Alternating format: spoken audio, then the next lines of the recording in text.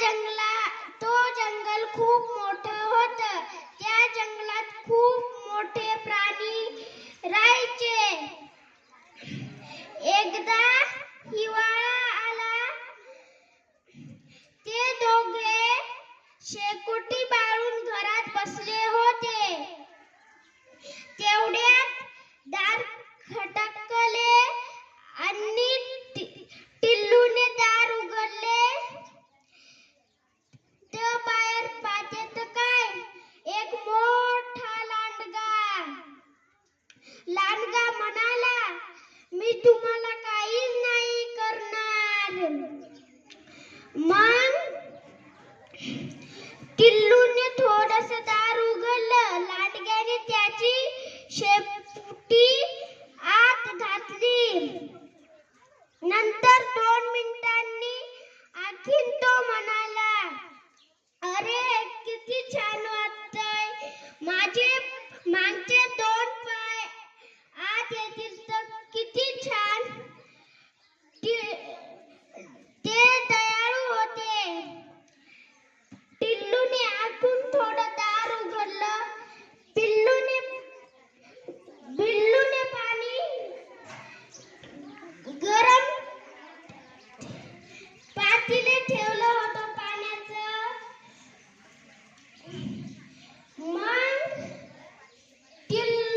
टिल्लूने दार उघडलं आणि पुढचे पाय त्याने मागे घेतले. त्याचं फक्त नाक बाहेर होतं. तो म्हणाला, अरे तुम्ही किती दयाळू. माझे नाकाला खूप थंडी वाजते. मला गरम करून घेऊ द्या नाक. मग टिल्लूने दार उघडलं आणि बिल्लूने पातेलं उचललं आणि म्हणाला, घे तुझं नाक गरम करून.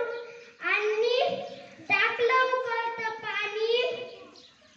लांडगा म्हणाला, आय ओय.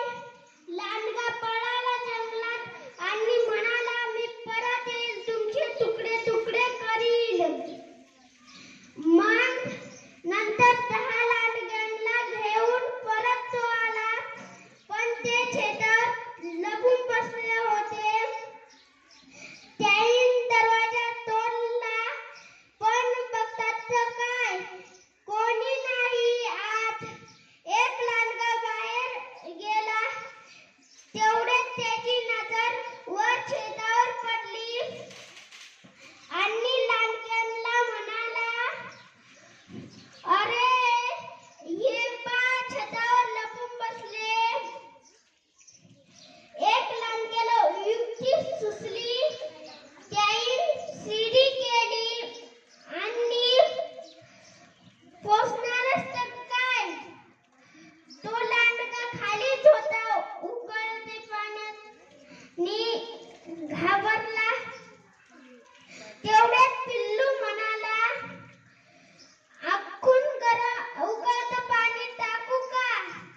तेवढ्यात तो सर्वात खाल्ला लांडगा म्हणाला, नको